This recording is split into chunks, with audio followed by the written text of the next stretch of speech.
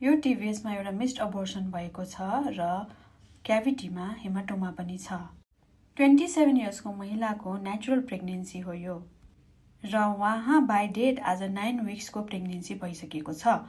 उहाँको यो युट्रस हो र क्याभिटीभित्र एउटा 6 विक्सको जेस्टेसनल स्याक छ जसमा फिटल पोल र कार्डियक एक्टिभिटी देखिएको छैन र यो मिस्ड अबोर्सन हो। प्रेग्नेन्सी लस हुनुमा कुनै पनि स्पेसिफिक रिजन छैन, यो अनएक्सप्लेन रिजनको कारणले मिस्ड अबोर्सन भएको देखिन्छ र यहाँ क्याभिटीभित्र एउटा हेमाटोमा ब्लड कलेक्सन पनि देखिन्छ र उहाँको ब्राउन डिस्चार्ज पनि भइरहेको छ। रेडियोलोजिस्टबाट पनि फाइन्डिङ कन्फर्म गरिसकेपछि उहाँलाई मेडिकल अबोर्सनको सल्लाह दिइयो। नेक्स्ट टाइम प्री प्रेग्नेन्सी वर्कअपको जरुरी हुन्छ उहाँलाई यस्तै हुनबाट प्रिभेन्ट गर्नको लागि।